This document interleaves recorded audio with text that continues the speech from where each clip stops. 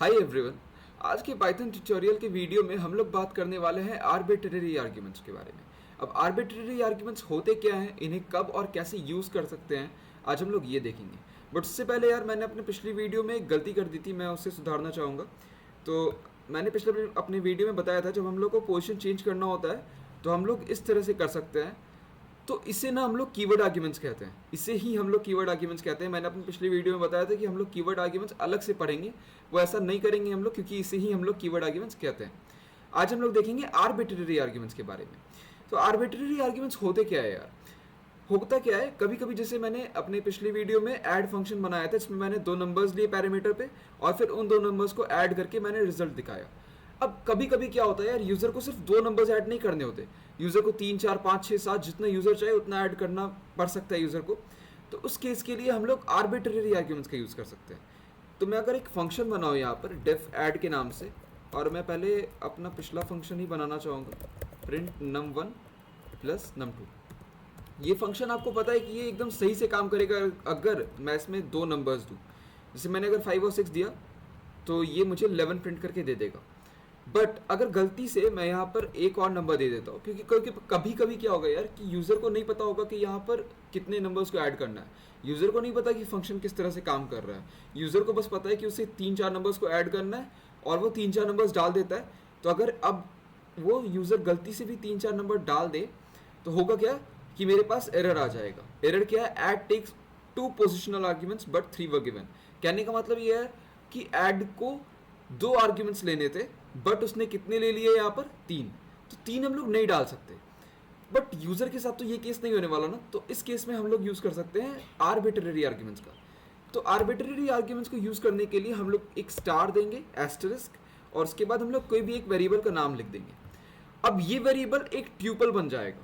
ये ट्यूपल करेगा क्या, यहाँ पर मैं जितने भी वैल्यू को डालूंगा 5 6 8, जैसे मैं अगर यहाँ पर 5 6 वैल्यूज डाल दूँ तो ये क्या हो जाएगा, ये इतने सारे वैल्यूज को लेकर इस ट्यूपल के अंदर स्टोर कर देगा। तो हम लोग जितने भी आर्ग्यूमेंट्स डालते हैं वो मैटर नहीं करेगा, ये सब जाके एक ट्यूपल में स्टोर हो जाएंगे।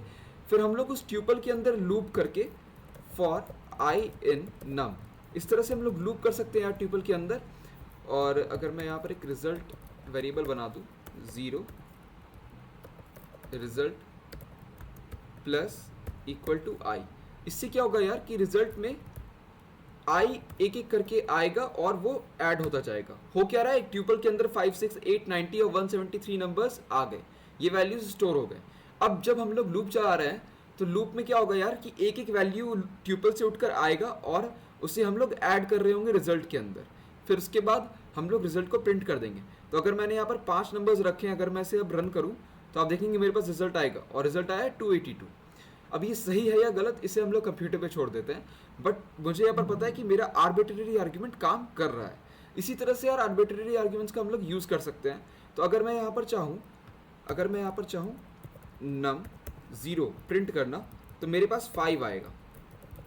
अगर मैं इसे प्रिंट कराऊँ तो 5 आएगा। इसी तरह से अगर मैं 1 प्रिंट कराऊँ, फिर 2, फिर 3, फिर 4, मेरे पास 5 एलिमेंट्स है 0 से लेकर 4 तक। तो अब अगर मैं इसे रन कराता हूँ इस प्रोग्राम को, तो आप देखेंगे मेरे पास 5 6 8 90 और 173 अलग अलग से प्रिंट होकर आया है। 0th इंडेक्स पे क्या है 5, फिर फर्स्ट इंडेक्स पे 6। इस तरह से यार ट्यूपल काम कर रहा है। अब अभी तक तो हम लोगों ने आर्बिट्रेरी आर्ग्यूमेंट्स को देख लिया, ये इतना ही होता है, इससे ज़्यादा कुछ भी नहीं है। बट इसमें भी अगर हम लोग एक थोड़ा सा और इम्प्रूवमेंट कर दे तो वो और ज़्यादा अच्छा होगा। वो इम्प्रूवमेंट कैसे होगा, अभी तक हम लोगों ने देखा आर्बिट्रेरी आर्ग्यूमेंट्स के बारे में, अब हम लोग देखेंगे आर्बिट्रेरी कीवर्ड आर्ग्यूमेंट्स। हम लोग अभी तक ट्यूपल्स को ले रहे थे, यहाँ पर हम लोग अभी तक ट्यूपल्स को ले रहे थे। अब हम लोग क्या करेंगे, अब हम लोग ले लेंगे डिक्शनरी को। अब अगर इस नम को हम लोग एक डिक्शनरी बना सकते हैं, तो फिर क्या करेंगे हम लोग, यहाँ पर ऐसे कर सकते हैं, num1 is equal to 8, num2 equal to 0, num3 equal to 10। इस तरह से यार 3 4 नंबर्स हम लोग पास कर सकते हैं। अब ये एक डिक्शनरी की तरह स्टोर होगा, बट यहाँ पर डिक्शनरी एक्सेप्ट हो उसके लिए बस यहाँ पर 2 एस्टेरिस्क देने हैं। एक एस्टेरिस्क से वो ट्यूपल बनता है, और 2 एस्टेरिस्क अगर हम लोग दे दे तो ये एक डिक्शनरी बन जाएगा। अगर मैं यहाँ पर प्रिंट करूँ टाइप नम, तो अब अगर मैं इस प्रोग्राम को रन करवाऊँ तो अभी के लिए मैं इस लूप को हटा दूंगा।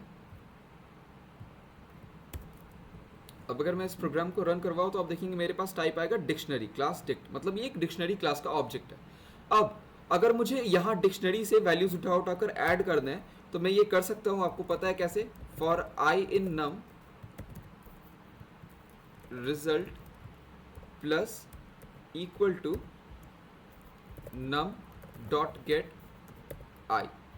इस तरह से यार हम लोग नम से एक एक वैल्यू उठाकर रिजल्ट में ऐड कर सकते हैं, ठीक है। तो अगर मैं अब इस प्रोग्राम को रन कराऊँ तो आप देखेंगे मेरे पास, ओ सॉरी मैंने प्रिंट नहीं किया रिजल्ट। अब अगर मैं इस प्रोग्राम को रन कराता हूँ तो आप देखेंगे मेरे पास रिजल्ट आएगा 88। इस तरह से यार अब हम लोगों ने क्या किया, अब हम लोगों ने इस नम वेरिएबल को एक डिक्शनरी बना दिया।